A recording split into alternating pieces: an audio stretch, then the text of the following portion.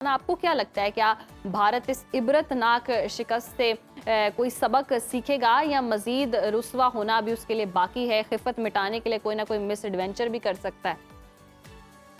बहुत शुक्रिया मुझे इनवाइट करने के लिए। और देखिए, भारत ने इतना कुछ सीख लिया, इसके बावजूद मुझे लगता है कि वो बाज नहीं आएगा। हमारी जो हिस्ट्री रही है, हमारा जो ईस्टर्न नेबरहुड है, वो हमेशा से इसी तरह वॉलेटाइल रहा है। इनकी हमेशा से, जब से पाकिस्तान बना है से लेकर आज के दिन तक, इनकी कोशिश रही है कि किसी न किसी तरह पाकिस्तान को नुकसान पहुंचाते रहें। और इसमें हमेशा ये इनको नाकामी भी फेस करना पड़ी है। आप देखें, जब पाकिस्तान बना था तो उस वक्त कितनी सारी मिस्टर नेहरू की बुक्स आई, या हमने बहुत सारी और यूरोपियन राइटर्स की बुक देखी कि पाकिस्तान का बनना जो है ये कैसा अमल है और कितना सरप्राइजिंग था ये सबके लिए। और सब एक्सपेक्ट कर रहे थे कि कुछ ही सालों में शायद ये गॉड फॉरबिड ये दोबारा मर्ज हो जाएगा इंडिया में। लेकिन इतने साल के बाद भी जिस पाकिस्तान कामयाबी से खड़ा हुआ है, एक न्यूक्लियर पावर है, तो ये चीज़ जाहिर करती है कि हमारी डिटर्मिनेशन वैसे ही है, अपने स्टेट से लेकर अपने हक़ खुद इरादियत से लेकर सब। तो अब वो इंडिया के बावजूद उसकी कोशिश रही है, हर सालों गुजर गए, वो वहीं उसकी रही। और पिछला एक साल हम जब देखते हैं ना, वो तो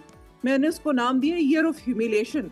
वो पूरा साल उसको ह्यूमिलेशन फेस करनी पड़ी है। वो ना सिर्फ पाकिस्तान के साथ, बल्कि आपको अगर याद हो तो वो उसको वो कैनेडियन जो पीएम है, उन्होंने कितना उनको क्रिटिसाइज किया था, क्योंकि वो सिख जितने भी एक्टिविस्ट थे उनको जाके एक्स्ट्रा टेरिटोरियल किलिंग कर रहे थे, अमेरिका में टारगेट करते सिख एक्टिविस्ट को। तो वो भी एक देखेंगे बहुत बड़ा क्राइम है इंटरनेशनल। फिर आप देखेंगे खित्ते के अंदर भी किसकी बनती है अब इंडिया के साथ अपनी इन्हीं पॉलिसीज की वजह से। इन्होंने बांग्लादेश को कितना प्रोटेस्ट आपने देखा, बांग्लादेशी जो स्पेशल स्टूडेंट्स थे, वो ये कहते हैं कि हमारे इंटरनल पॉलिटिक्स में इंडिया का इंटरफेयर आया। मालदीव्स को देखें, भूटान को देखें, नेपाल को देखें। तो इस रीजन के अंदर भी इंडिया जो है वो पाकिस्तान के अलावा भी बहुत जगह से अपनी बेइज्जती करवा रहा है, और इसके बावजूद वो बात नहीं आया। आप देखेंगे जब ये ईरान वॉर स्टार्ट हुई, तो बजाय इसके कि वो अप्रिशिएट करते हैं, क्योंकि स्ट्रेट ऑफ हॉर्मुज की जो ब्लॉकेड है, उससे उसको भी बहुत नुकसान पहुंच रहा है, इंडिया को भी। तो पाकिस्तान, देखिए, पीस नेगोशिएशन पाकिस्तान करा रहा है, तो इंडिया को इसको पाकिस्तान का शुक्रिया अदा करना चाहिए था कि आपने पहल की और आप इतना बड़ा टास्क आप कर रहे हैं। लेकिन उसमें भी वो अपनी वो जो उनकी जो पाकिस्तान की तरफ राइवलरी है, जो उनकी जो नफरत है, वो उसको सामने लेकर आके उल्टा वो उन्होंने क्रिटिसाइज शुरू कर दिया।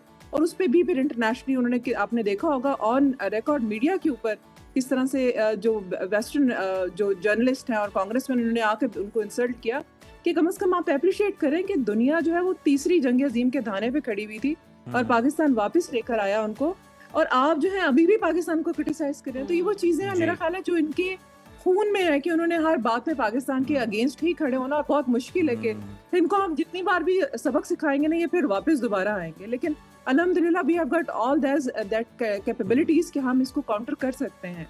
बिल्कुल हम कर सकते हैं, और हमने ये करके भी दिखाया है। गुलियाशा साहिबा, अगर हम देखें तो मोदी सरकार हर चीज़ को मजहबी टच देती है अपनी आवाम की हिमायत हासिल करने के लिए।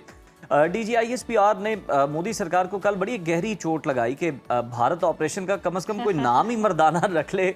आप कहते हैं कि ये ऑपरेशन जो है हमारा सिंदूर अभी भी जारी है, 2.0 आप उसको नाम दे रहे हैं। इस जुमले के पीछे भारत में जो शर्मिंदगी पाई जा रही है, आप इसको किस तरह से देखती हैं? इंडिया के अंदर हमने देखा था कि खवातीन ने भी इस पर बात की थी, उन्होंने भी कहा था कि ये आपने किस तरह का नाम ऑपरेशन का रख लिया।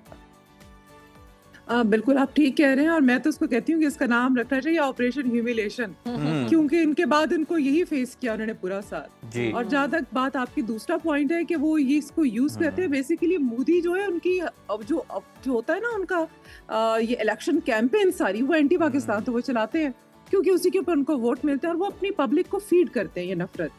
ये वो उनको ये मतलब उनको ये एक नैरेटिव है जो वो बेचते हैं अपने लोगों को, और उसके ऊपर वो फिर इलेक्शन जीतते हैं। और जब ये भी हुआ लास्ट ईयर, जब इन्होंने ये जो सो कॉल्ड ये जो अपना स्टार्ट किया ऑपरेशन सिंदूर, तो उसके अंदर भी इससे उन दौरान में आपको याद होगा कि वो इलेक्शंस भी होने थे बिहार के, उन्होंने और एक वक्फ का इन्होंने एक्ट इंट्रोड्यूस कराया हुआ था, जिसके ऊपर इंटरनली बहुत प्रोटेस्ट हो रहा था इंडिया के अंदर। तो वो उससे जान छुड़ाने के लिए और उससे नजरें हटाने के लिए ये ऑपरेशन जरूरी था, क्योंकि ये एक ऐसा वो चूरन है ना जो बहुत आसानी से ये बेचते हैं अपने लोगों को, और लोग इसमें खुश हो जाते हैं, और वो भूल जाते हैं कि हमारे अंदर इंटरनली आप देखें कि कितनी सारी सेपरेटिस्ट मूवमेंट चल रही है, कि जो माइनॉरिटीज का इन्होंने हशर किया है। इंडियन ऑक्युपाइड कश्मीर में आप देखें जो ह्यूमन राइट वायलेशन हो रही है, जो जिस तरह की मुसीबत में वो लोग जिंदगी गुजारे, उससे नजरें हट जाए और हम बस जो है वो पाकिस्तान के साथ जंग में रहे। और अब लेकिन अब एक इसमें इंटरेस्टिंग फैक्टर ये हुआ है कि अब जो लोग हैं ना वहाँ पे, क्योंकि देखिए मीडिया ओपन है, सोशल मीडिया का ज़माना है, लोग इंटरनेट पे जाते हैं, सर्च करते हैं, उनको मिनटों में पता चल जाता है हकीकत क्या है। ऑल्दो कि उन्होंने पूरी कोशिश की कि पाकिस्तान चैनल्स जो हैं उनको ब्लॉक कर दिया जाए, ट्विटर ब्लॉक कर दिया, यानी कहीं से भी कोई बिल्कुल, हमारा सच्ची अपना खबर सुनो न्यूज़ भी जो है वो भी ब्लॉक कर दिया गया था इंडिया के तो वो अंदर। यही था ना कि वो पब्लिक तक ना रियलिटी पहुंचे ही ना, तो बस हम जो उनको दिखा रहे हैं ना, आपने देखा था वो जो ड्रामा उनके मीडिया वाले कर रहे थे, जो उन्होंने स्टेज से जाया हुआ था, और वो इतना शर्मिंदगी, तो उसको देख के शर्म आती थी कि ये क्या कर रहे हैं। तो वो लोग फिर जब देखते थे, और फिर जब जो बाहर बाकी जो इंडियंस रह रहे हैं ना इंडिया से बाहर, फिर उनके यहाँ तो चीजें सारी क्लियर थी, और मेरी उनमें से कुछ से बात भी हुई थी, तो वो जो है वो बहुत एम्बैरेस्ड फील करते थे कि हमारी हुकूमत बिल्कुल क्या बड़ी कर रही है। शर्मिंदगी उठानी पड़ी है भारत को। और अगर हम वेस्ट में भी देखें, बड़े लोगों का नज़रिया भी बदला है और बिल्कुल एक इंटायरली एक शिफ्ट आ चुका है इंडिया को लेकर या पाकिस्तान को लेकर। जिस तरह से हम देखते हैं इंडिया कुछ ना कुछ करना चाह रहा था पाकिस्तान के साथ, वो सारी उसको मुंह की खानी पड़ी है। और सिंदूर आ जाए, फिर सिंदूर 2 भी आ रहा था, फिर मंगलसूत्र, जो कुछ भी आएगा वो नाकाम ही होगा। अगर हम 8-0 का स्कोर इसकी बात करें, मार्का हक के बाद पाकिस्तान ने जो डेटरेंस कायम की है, इसमें आप क्या देखती हैं? इसने खित्ते में जंग के रिवायती जावियों को किस तरह से तब्दील किया है? आप बिल्कुल ठीक कह रही हैं। पाकिस्तान के बारे में जो एक इंडिया ने एक परसेप्शन बनाई हुई थी ना, उसको लग रहा था कि ये एक बहुत इजी सा शिकार होगा, वो खत्म हो गया। हमने वो जो डेटरेंस अपनी कायम की ना, वो बहुत ज़रूरी थी और बड़ी कैलकुलेटेड थी। देखिए, शुरू में हमने रिस्ट्रेंट की पॉलिसी रखी, हमने दुनिया को बताया कि हम जो है वो विक्टिम है हमेशा से इंडिया की इस तरह की एक्टिविटीज़ का। और उसके बाद जब हमने आर्टिकल 51 है यूनाइटेड यूएन रेजोल्यूशन का, जो हमें ये राइट देता है कि हमारी स्टेट सॉवरेनिटी के अगेंस्ट जब कोई बात हो रही है तो हमने उसको डिफेंड करना। तो हमने वो जब अपना रिएक्शन शो किया, बड़ा ही कैलकुलेटेड और मेच्योर रिस्पॉन्स था।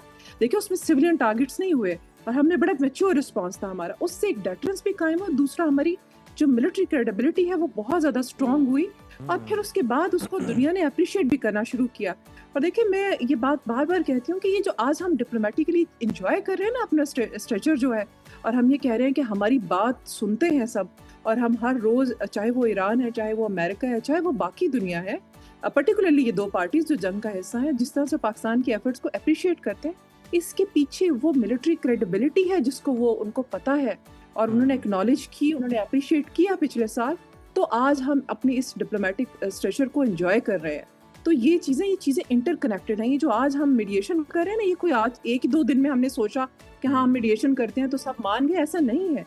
ये पूरे 1 साल का सफ़र है जिसको तय करते करते आज हम जहाँ पहुँचे हैं। तो हमारी बात सुनी जाती है, उसको एक क्रेडिबल मीडिएटर का पाकिस्तान को जो एक रोल दिया गया, और वो that is because of that incidence जो 1 साल पहले हुआ।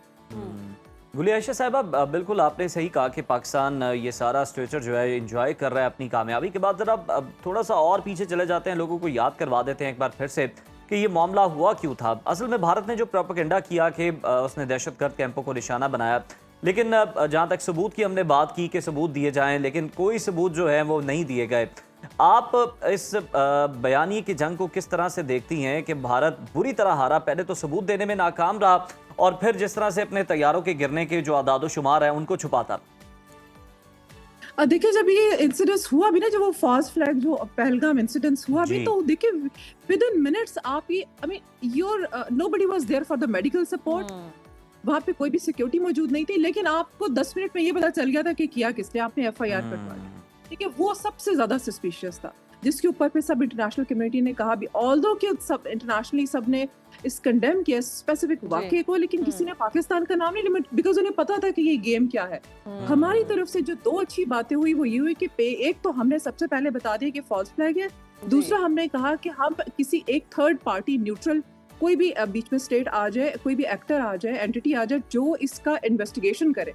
और वो बहुत बड़ी बात उस वक्त जो हमने किया था, क्योंकि हमें पता था कि हमेशा की तरह, चाहे वो अगर आपको याद हो पुलवामा वाला, उरी वाला, हर दफा ये करते हैं, तो वो बहुत अच्छा हो गया। और फिर एक जो जिस तरह हम उसकी बात कर रहे हैं, दैट नैरेटिव और सारा through out all this time, यानी वो सारा टाइम 22 अप्रैल से लेकर 10 मई तक का जो टाइम पीरियड था, और उसके बाद भी हमारी मिलिट्री और हमारी सिविलियन जो लीडरशिप थी ना, वो हमेशा लम्हा बलम्हा की जो रिपोर्ट थी ना, वो पब्लिक कर रहे हैं। लम्हा बलम्हा हम तो अपडेट भी करते रहे, शवाहिद रख कर बात करते रहे, और जिस तरह साजिश करता आ रहा है या करता रहा है वो भी हमने नाकाम बनाई है। बहुत शुक्रिया गुलिया आयशा साहिबा आपके वक्त।